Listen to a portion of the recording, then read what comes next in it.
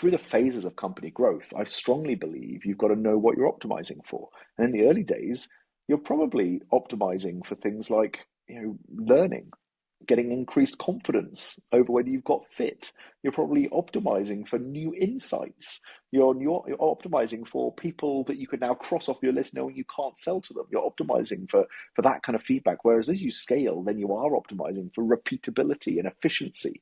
And so I think too often people in the early days optimize for the wrong things, and they think they're optimizing for revenue and for predictability, whereas actually they just don't know enough yet. So those are some examples of non-obvious strategies because they're too big and complicated. I'm Eric Fulweiler, and this is Scratch, bringing you marketing lessons from the leading brands and brains rewriting the rulebook from scratch for the world of today. Hey everyone, welcome back. We had a great, very nice summer break, but we are back with some great interviews and episodes for you leading up to the end of the year. Starting with Andrew Davies of Paddle.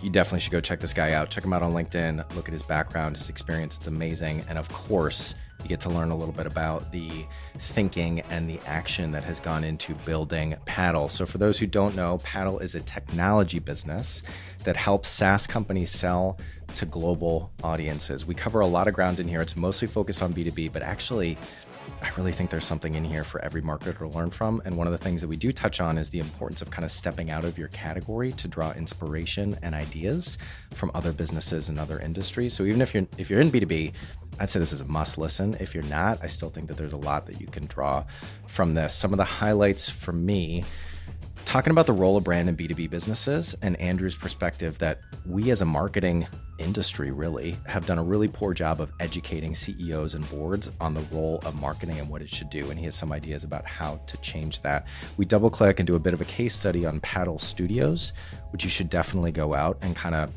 lines up, although he talks about it and thinks about it in a different way, but a lot of what I have talked about in the past of building a media company around your brand.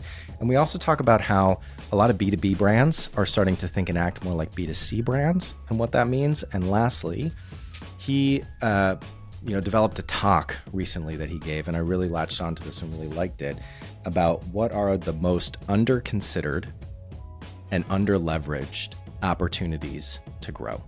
So without further ado, please enjoy my conversation with Andrew Davies of Paddle. Andrew, thank you so much for joining me today. How are you doing? I'm good, thank you. Appreciate the time. Of course. And I have to say, this is the first recording after the summer break, so you're gonna have to bear with me if I'm a little bit rusty, but I noticed that we have a battle of the swag going on. I've got the rival sweatshirt, you got the paddle hat. I dig it. We should start something where you know how at the end of like football, soccer matches where they like trade jerseys? We should do that with the podcast. We should like swap swag for all the people that we have on the podcast. Sounds good. But anyway, I really appreciate you making the time. I'll tell a quick story before we get into the actual episode. So we met at an event, Notion. I think it was Notion Capital here in London. They were putting on an event where you were one of the speakers, and we chatted a bit before, and then you were on the panel. And listening to you talk then, I was like, all right, we got to get this guy on the podcast. I will admit, I don't remember exactly what you said, but I remember it was really smart and different, and I liked it. So I'm sure you will refresh my memory in this conversation, but I'm really looking forward to it. What a setup. I'll do my best. All right. So the icebreaker that we ask every guest to start the show, what is a challenger brand that you're particularly passionate about right now and why? Let's go super geeky because some of the normal examples might have been quoted many times before. I think that Hockey Stack are doing a great job right now in attacking the broader measurement and attribution space. It's a problem that's not solved. There are some great players in there, Dream Data and others. But I think the way they're attacking it with hustle, with ambition, with loads of really quirky, interesting content, and with deep data-driven insight is really, really, really cool. So yeah, I'm liking what they're doing as a challenger. I dig it. I had not heard of them before, but I just looked them up and we'll be looking at them a little bit more. But yeah, I mean, particularly when we can get B2B examples and different examples that we haven't heard before, I think we're just going to have to throw out a rule that nobody can say Apple or Tesla anymore. So I appreciate you going with something new and different. All right. So before we get into the conversation that we're going to have today, can you please give our audience a quick overview of Paddle and what it does? Sure. So Paddle is a complete payments infrastructure for digital product companies. So if you are running a self-serve or mostly self-serve software company or game developer, and you are trying to sell via your website or via multiple streams to the whole world, you've got consumers or businesses around the world. It's a really complicated problem. You've got tax compliance issues, payments issues, currency management, fraud, chargebacks, all kinds of difficulties. And Paddle solves all of that for you out of the box. So you can go from $0 from launch day all the way through to IPO with one payment stack that's completely optimized for you. And you can focus on your customer and product because all of that is taken care of for you. So we do that for about 4,000 different companies. And one of the things that is clear, if you go look at the Paddle site, and of course was clear to me in the gist of what I remember from your panel conversation, but definitely what I remember from our briefing call, is that you and the team of Paddle have done an amazing job of building a, what I would say, but you can correct me if you think differently, a brand-led B2B business. So why don't we start there? Can you talk to us a little bit about your point of view, your perspective on what the role of brand is or should be maybe in a B2B business? So, you can bump into 100 people asking for a definition of brand and probably get 105 responses. But fundamentally, when we are trying to engage a market and convince them that our alternative is better and walk all the way through to successfully serving them over hopefully multiple years, in that process, that decision journey, that funnel, whatever metaphor we're using, brand has a massive impact. And really, the way I think about it is if you don't invest in brand, in making sure people are aware of you and aware of the problems you solve and have affinity towards you and understanding that problem set, if you don't do those things, you pay the price in customer acquisition cost every single quarter that you're in operation. And so one of the ways I think about brand is it's one of those ways of paying it forward so that all of your other lower funnel, your other demand conversion operations are much more efficient. And how have you gone about, I do want to have the broader conversation of how you've gone about executing on that thesis at Paddle, but I just want to cut to the chase of what, because our audience is marketers, right? And B2B, B2C, everybody, but certainly all the marketers and the B2B marketers out there are going to be nodding and saying, I 100% agree, but my CEO, my CFO, my board, they're not on board or they're not fully bought into that. I still have to show them XYZ metrics. So let's talk about how you've approached that, how you've built the brand, the marketing function at Paddle, but with a specific eye on how you've been able to navigate those conversations internally, or maybe it's different conversations at Paddle. And that's what's allowed you to do it this way. So let's go back up to the problem we face there, and many people who are listening might face. We have spent the last 20 years really poorly educating or incorrectly educating CEOs and boards about how marketing works. We've been putting in place, whatever it was, Eloqua and then Marketo and now HubSpot or whatever that has some form of measurement dashboard. We've been thinking lots about the last click, the last touch in the whole buyer journey. And all of those approaches have kind of built this belief that there is a coin-operated slot machine where you put something in the bottom, pull the lever, and more comes out. And if that doesn't happen and happen quickly, then it can't be working. And so we've got to re-educate our companies, our teams, ourselves, our board as to how this really works.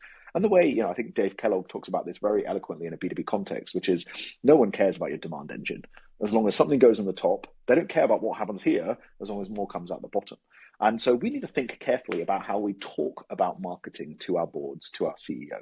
Otherwise, it does get to a very reductive conversation over, well, shouldn't we just spend more on Google PPC because that's driving most of what we are seeing in terms of demand conversions.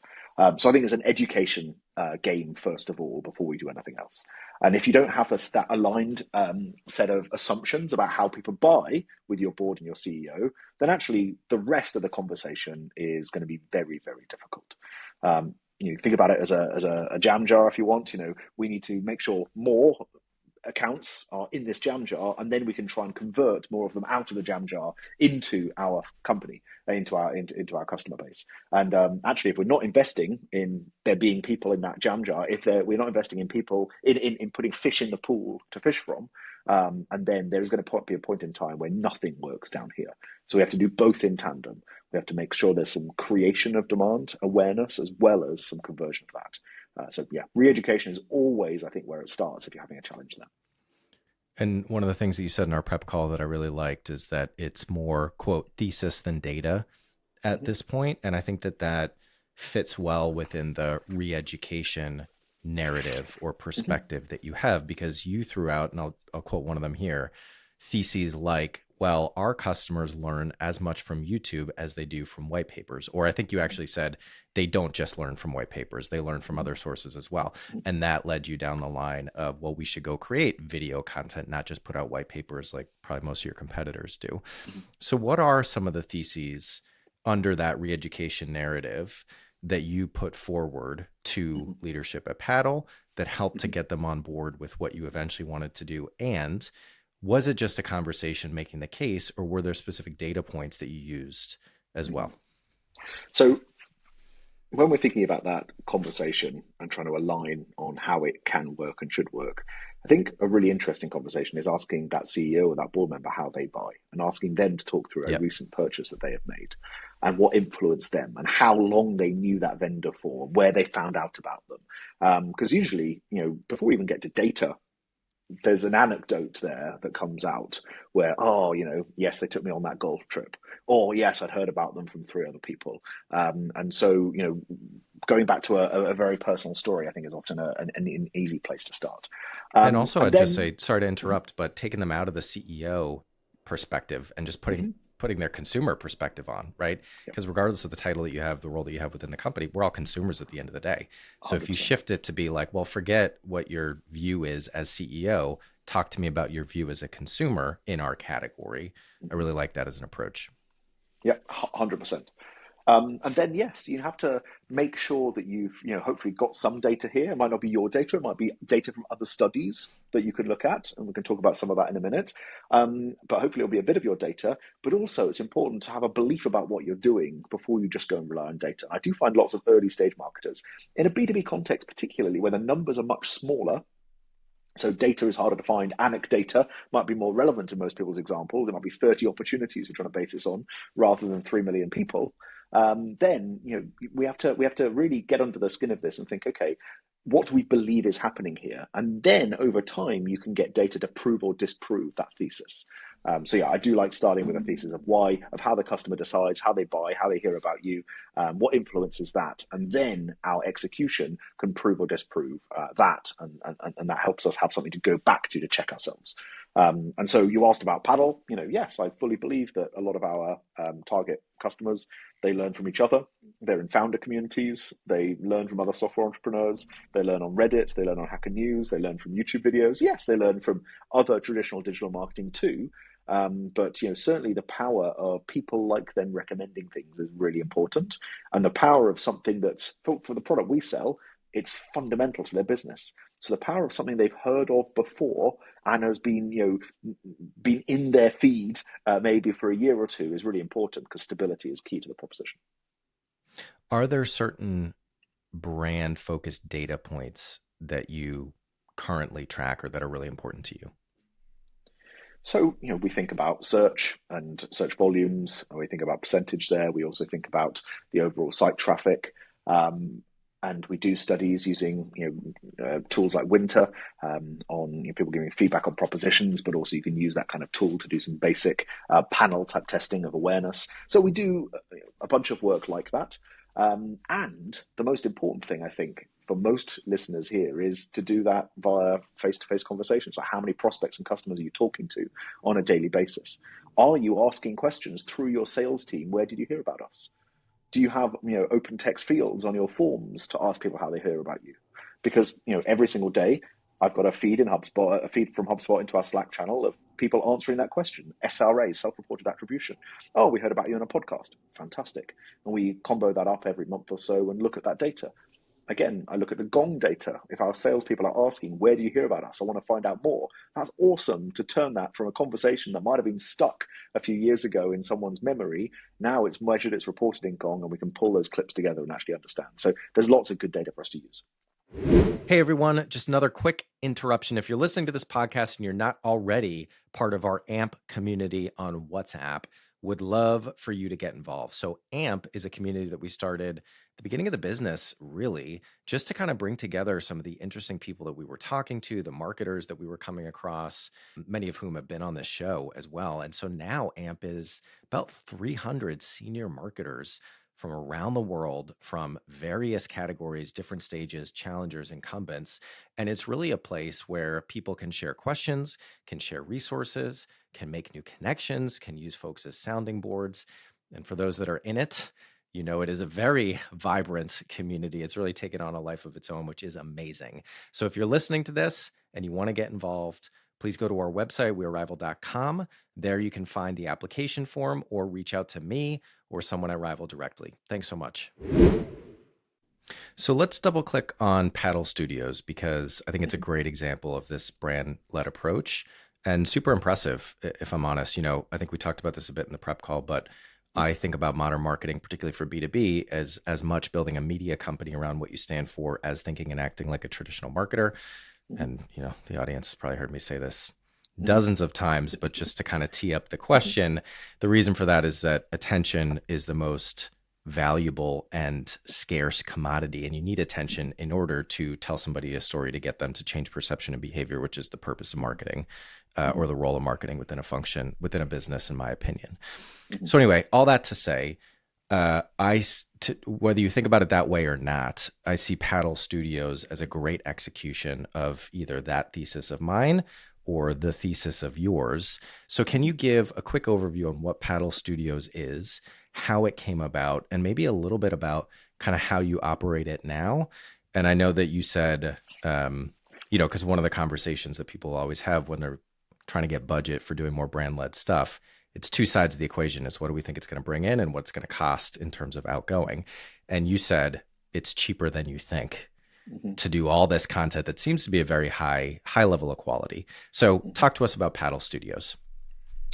So, you know, anyone who's listening can just go to paddle.com/studios. And it's important, firstly, to say that I think of Paddle Studios more as a philosophy and an approach than as a place you go to watch things. I'm much less interested in us building the destination of where you should find out all about how to build your company. And I'm much more interested in having a few key people in the team who are responsible for storytelling in really creative ways across lots of customer interactions and across lots of platforms and across lots of topics. So I think about it in that way. In terms of the team, it's actually just 2 full-time people right now, 2 video producers, show producers, and Ben and Steve do a great job. Actually, the whole genesis of this was that they came via an acquisition we made of a company called Profitwell that had a real strong focus on episodic video.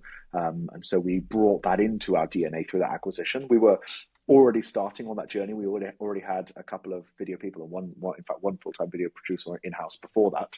And for that acquisition, we did a whole documentary to tell the story of that acquisition. We put, you know, filmmakers behind all of the deal rooms, etc., to tell that story. And so that was an opportunity for us to bring this DNA into the company. And from then on, it's been about making sure it works for where we want to go in the future. So yeah, it's a pretty small team. We use a bunch of contractors as well. And we're doing a bunch of things. Firstly, yes, we are thinking about series. So I'm a big fan of episodic content. Because when you produce again and again around a topic, just like you're doing here today, you build kind of that affinity. You also build that subscription mentality where people come back to you for more things like this once it's become valuable. You become known for what you're producing. So I think that element of series is important. But our team also are, you know, helping make sure that when we're doing promotion and you know, whether it's a webinar or an event, that we're doing that in a creative way. When we're doing other brand projects, there's a video output. They're helping with that. And also, they're experimenting with building audience on platforms natively. So we do a whole bunch of YouTube shorts. We've grown our audience significantly there as a result of that. Most of those don't show on our site, but they're native on those platforms. So yeah, the team does a great job of taking complex topics and making them very, very, very simple, using video as the primary medium. So the acquisition that you made, Was it a content production company or it was a different kind of business that had strong content production capabilities? Yeah, it was a consultancy plus a SaaS that Yeah. had a strong content production capability, and pretty much that was all of their marketing that we brought across, and then we Yeah. just had to make sure that refit for what we were doing. Well, I throw that out there just because I think it's an interesting move, a company of your size or bigger, because you can, if you do kind of subscribe to the media company model or, the way that you're thinking about it, with Yep, anything, you can build it or you can buy it. And so I think it's a really interesting move for 100%. companies like you to actually go out and buy either the capabilities of producing high quality content at high Yep. volumes, which is really what you need, or the audiences that you can then sell into. And the economics of a media company valuation versus a SaaS tech company valuation is really interesting, but that's a bit of a side note. Cool. So another thing that we talked about in our prep call is this topic, this conversation around B2B brands becoming and acting more like B2C brands, and particularly lifestyle brands. Mhm. What do you think about this?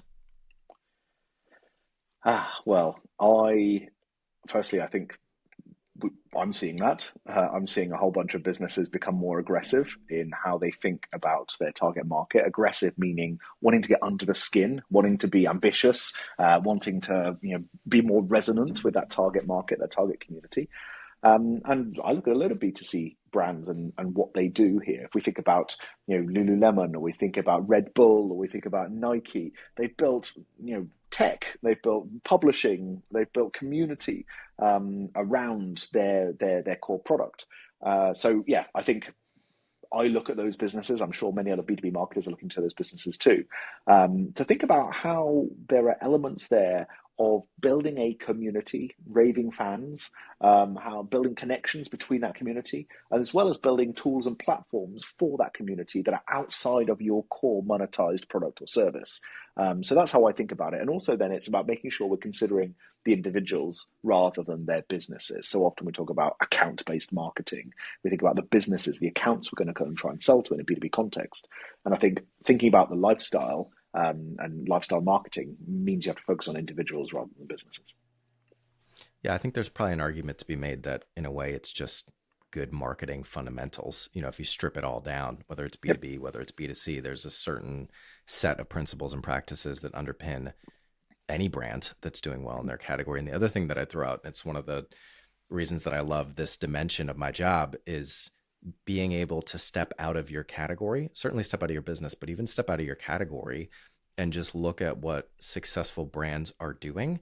So if you're B2B SaaS, look at footwear. I don't know, something completely random, but sometimes Yep. a different perspective and just some ideas and inspiration can really unlock things, particularly if you can really drill down to what is the core of what they're doing. Forget the actual activation, because of course that wouldn't be the same for you, but the core Mhm. insight, the core thesis, the core principle and practice of what they're doing that's working, and how can you apply that to your category. Sometimes it's a helpful exercise to do.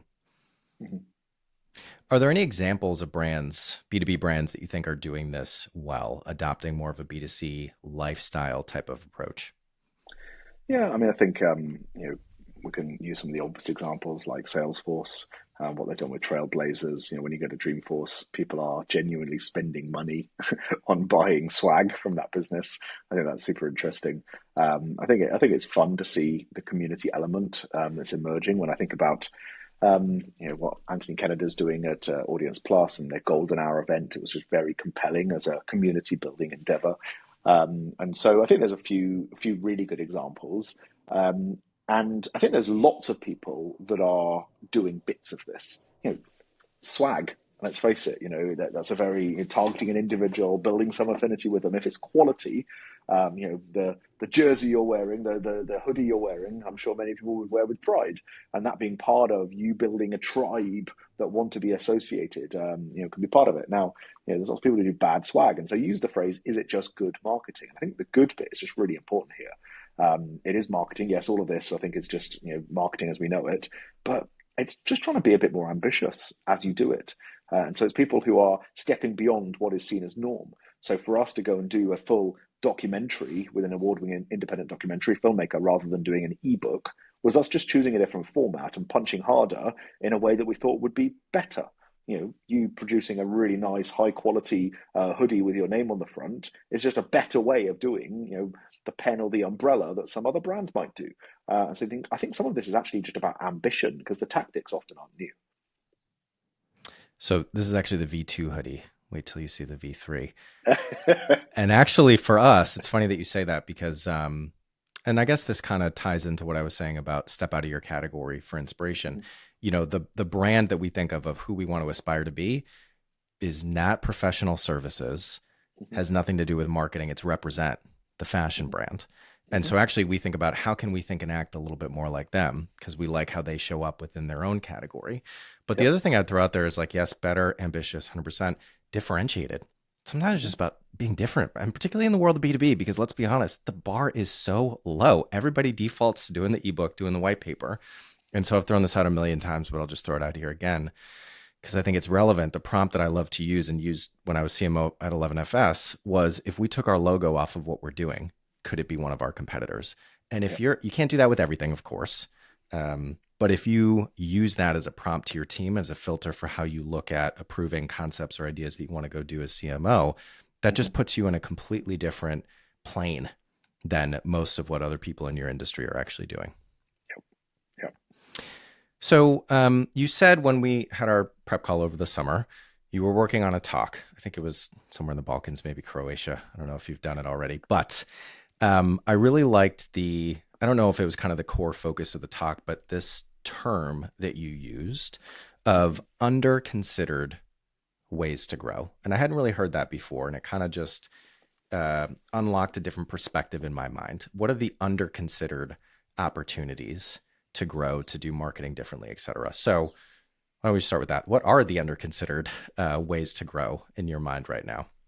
Yeah. So yeah, the genesis of that talk, and we had a great discussion at that conference, and I've dug into this with a few others recently as well. It's trying to get past, firstly, the obvious ways to grow, which might be hiring a sales team and raising money, or going up market, or buying more Google ads, or posting lots on LinkedIn, whatever it might be. And really, I was thinking about two categories of non-obvious or ill-considered methods. The first ones are those that are too big and hairy, and therefore they feel scary to go and do. So in that category, we've got stuff like, do we really have a strong narrative for our business? Do we understand why our customers want to buy and why we have a right to exist and have a way of explaining that, of storytelling that? And when we think about strategic narrative and story, it feels too big and scary to go and address. Often when you're in the cut and thrust of growing a business. We also talked about really creating a tight market. I've never been in a situation where being more rigorous about a target market focus hasn't yielded results in terms of company growth. We all think we're focused. We think we've got a tight ICP, an ideal customer profile. And so that's one of those big and scary conversations because it has consequence, especially if we've got investors or people who want a big market size. And then, thinking about actually optimizing for the right thing at the right time. So often, we want to go and do what's in front of us and spend more on this or spend less on that. And yet, through the phases of company growth, I strongly believe you've got to know what you're optimizing for. And in the early days, you're probably optimizing for things like, learning, getting increased confidence over whether you've got fit. You're probably optimizing for new insights. You're optimizing for people that you can now cross off your list knowing you can't sell to them. You're optimizing for that kind of feedback. Whereas as you scale, then you are optimizing for repeatability and efficiency. And so I think too often people in the early days optimize for the wrong things and they think they're optimizing for revenue and for predictability, whereas actually they just don't know enough yet. So those are some examples of non-obvious strategies because they're too big and complicated. Too big and scary. And then there are non-obvious strategies that are too detailed and too complicated and specific. Pricing and packaging would be one of those. People, don't want to mess with their pricing or their packaging because it feels really detailed and complicated. It's going to piss a lot of people off. Thinking about your net revenue retention and your core business model feels really complicated for many founders. And so, yeah, we talked about those big areas and those small and specific areas. Hey everyone, just want to take a quick minute because we've actually heard from many of you that you want to get a better understanding of what it is that we actually do here at Rival. You know us for the content. Obviously, you're listening to Scratch right now, but everything else that we put out, the events, the community, but actually our core business, just so you know, we are a marketing consultancy for challenger brands. We partner with brands big and small to gain category share with a challenger approach. We develop and execute strategies and campaigns across 4 main areas of the marketing function: brand strategy, creative and production, paid media planning and buying, and customer data and MarTech. And then, of course, as you know, the mission that's wrapped around Rival is to understand and share our learnings about what drives the growth of successful challenger brands. That's it. Sorry for the interruption. I'll let you get back to the show. And I know you said, not just with Paddle and your direct experience holding marketing leadership roles, but also you have the benefit of sitting on 15 to 20 boards, investments that you made, et cetera. And you see, like you said before, messaging as the quote, least leveraged way to grow on average. So, I mean, why do you think that is? Because of course, as marketers, one of the things I think is interesting is I think anytime, a new CMO comes on board, it's typically messaging that is the first thing. And sometimes it's a bit of what I call let's move the chairs around type of thing, as opposed to actually change something fundamentally. But if we're all, or I would say as marketers, we're all thinking about it, right? It's not something that we haven't considered, but I guess to your point, it's not what's not considered, it's what's under considered. But why do you think, or how do you see messaging as the least leveraged way to grow across all these businesses that you have perspective on? Fundamentally, if you know and have got detailed insight on your target market and have got a way of talking to them that resonates, every tactic and channel works. And if you don't, then every tactic and channel is poor in its efficiency. And so often we want to get into conversations over tactics and channels. How many times have we been asked the question, what's working for you right now? What tactic is working for you right now? And I hate that question, because usually anything that's working is working because of one of these fundamental issues. And if it's not working, it's probably because of one of these fundamental issues. So I really do care about that and mean that. And I think, why is it the case when we know it's something we should be working at? Well, firstly, it's complicated and hard. Like, this is something, and there's no direct measure of it working. It's not like you can say, the conversion rate on this should be 80%, and therefore we've benchmarked ourselves and we're doing well. Resonance of a story is much more complicated to measure. Secondly, it changes. I can remember when we were building IDEO as a co-founder of a software business, and I think we changed our kind of description and tagline on the site and in our messaging once a month. For probably the first 2 years of our existence, we were trying to find that resonance, but failing and tweaking. And then we liked something and it might have lasted 40 days instead of 30, and then we'd change it. And I remember the moment where we went and we actually used an agency to go and help us think through that, and did a short, sharp project. And 2 things happened. Firstly, us spending money on it forced us to stop changing things for at least a 3 or 4 month period. So I had time to bed through. But secondly, the focus it gave us, with lots of input and experts looking at it, meant that we had a more confidence and a more comprehensive view of what that looked like and why we built it. So I think, it's complicated. It changes loads. And also, when I say it's complicated and it changes loads, you can see it from so many different perspectives. And so, you really have to come to that point of alignment. I think alignment over that story is often as important as the story itself. And if you've got a story that you think is perfect, but no one else uses, then it's not a good story.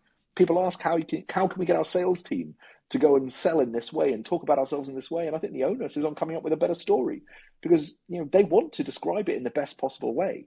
And if you haven't given them the tools for that, then it's kind of your fault.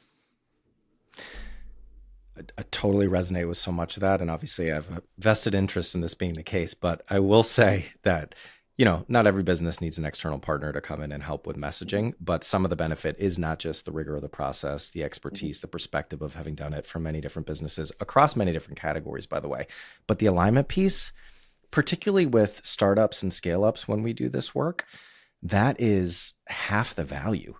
Getting all the C-suite, all the key stakeholders in a room to feel like they're being heard properly, but then actually have to say, because they're paying money for it and there's a timeline and they don't want to pay overages and all this stuff, yes, that's it. And then if everybody's actually rowing the brand boat in the same direction, it just makes things so much easier and much more effective, I would argue. So it's good to know there's still a market for part of what we do. So the last kind of question before we get into the lightning round that I had for you is, I think I mentioned we're doing some research, having some interviews about what the future of the CMO role needs to look like. And I don't know when this is going to be released. I think before that Insights episode is going to be released. But anyway, it's not going to be a huge surprise. Probably the biggest thing that we're seeing and hearing is that the future of the CMO needs to be an effective commercial operator. They need to be able to speak the language of the board, is what we call it. Clearly, you've been able to do this well, not just at Paddle, but in your career. And I would imagine in the advisory investment roles that you have, that's probably part of what comes up with these businesses and also with the marketers that you work with. Yeah. I'd just love to hear you talk a little bit about that. If marketers need to think more like business leaders, what does that actually mean? And for the people listening, as well as myself, because I'm always looking to learn, how can we get better at it? So I think language is really important. If we just break it down before we get into kind of business leaders, just to sales leaders, there's that classic, can you cross the chasm from marketing to sales? And is there a marketing and sales divide? And often that comes down to vocabulary and shared vocabulary. Marketing and talking about things that just don't matter to sales. And so learning the lingo of the commercial team, the sales team is important. So that translates as well. It's language. Your CEO and your CFO are probably thinking about EBITDA. And yet, how often are you thinking about it from a marketing perspective? So learn some of the language of your business. The second thing is, beyond the language, is the fundamental economic model, the value chain of your business. As marketers, we're often dealing with the very top of a funnel or somewhat down the funnel sometimes.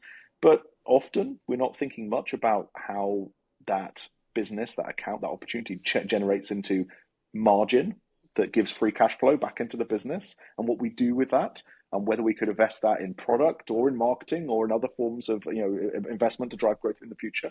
And so that siloed mentality really comes from a lack of understanding of the overall value. Like, honestly, I think our brand at Paddle, one of the biggest inputs into it has been our product and engineering team. They're probably one of the biggest builders of brand for us. And so me knowing that helps me think about investments in the future, where sometimes I'll definitely want to support trading off marketing dollar for a headcount within our developer experience team, for example, because I know that's going to massively outperform in terms of how we appear to our target market. So language is one, understanding that fundamental value chain is another. And both of those can happen through, going and reading some basic business books and making sure you're reading, you're listening, and you're learning is outside of just marketing and is into the industry you are in, thinking about the analysts in that space, talking to other CEOs in that space if you don't have that relationship with your CEO. So making sure you're looking at your business from the inside out rather than just from your piece of the pie. Some great stuff in there. If this is a topic that that is top of mind for you, I would go back and re-listen to the last minute or two. All right, Andrew, let's close it out with a lightning round. So quick answers to 4 questions. First, what was the first marketing job you ever had? I was the co-founder at a tech firm and there wasn't a marketer, so I was it by default. What's the best piece of career advice you've ever received? At that business, my chairman reminded us every single 6 months to walk out of the room and walk back in, not necessarily physically, as if everything that we had in front of us could be changed. And so not just to think about the sunk costs of where we were, the people we had, the strategy we had, the customers we had, but take that moment to clean your mind, walk out, walk back in, as if you are a hired gun in that situation, and then make decisions from that basis. Changing perspective can be so key sometimes. What's the best brand campaign you've seen recently? To use an example that doesn't feel like a brand campaign, I think I referenced it earlier. Anthony Kennedy, former CMO of Gainsight, former CMO of Hopin and a couple of other places, is the CEO, founder of a business called Audience Plus that helps businesses with their content. And rather than kind of try and build a brand in a more traditional way, they ran a absolutely superb opening event a couple of days over in Brooklyn in New York, where the who's who in the content for business zoo was there. They had live studios, they had paparazzi there, they had the amount of content that was created there. I think there were like more photographers, and there were about 3 or 4 photographers and videographers for every 20 or so people who were attending. So they just lived what they were doing. They lived their ethos. And so it was a brand experience, not just a conference. And I think they pulled that off really well. What's one thing people should do differently after listening to this episode? I know when I listen to podcasts, episodes like this, the difficulty is translating into action. And the difficulty for me of that is that I just don't have much space in my day. So I think the one thing we can all do better is find ways, whether through delegation, whether through optimizing your diary into 15-minute chunks, not 30-minute chunks, or by passing off and saying no to a few more things, is to create some thinking time in your day. So I hope some people are able to walk away from this, create a half-hour block where they walk the dog or do something different, and use that time to think through what they can do differently as a result.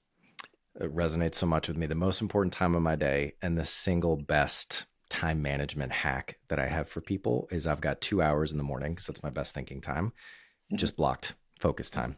Sometimes you got to make exceptions, but like the default is I've got 2 hours where I know people aren't going to bother me. I'm not going to have meetings. I can just get into it. I love that. Andrew, last thing, if people want to find out more about Paddle, I know you're putting out some good content on LinkedIn. How can they get in touch? Yeah, paddle.com for the company, and then come and grab me on LinkedIn, Andrew Davies on LinkedIn, or &J Davies on Twitter. Perfect. We will link to both of those in the show notes. Andrew, thank you so much for your time. It's a great conversation. Really set the bar high. And up until the end, now you see the rust come out from the summer break. Right at the end, tripped at the finish line. Anyway, you set the bar high for the fall season of Scratch. I really appreciate it. Total pleasure. Thank you. Scratch is a production of Rival. We are a marketing consultancy on a mission to understand what drives the growth of successful challenger brands. Find us online at wearerival.com, LinkedIn, or visit our content hub to listen, read, and watch more of our content and research. Or just drop us a note at media@wearerival.com. We'd love to hear from you.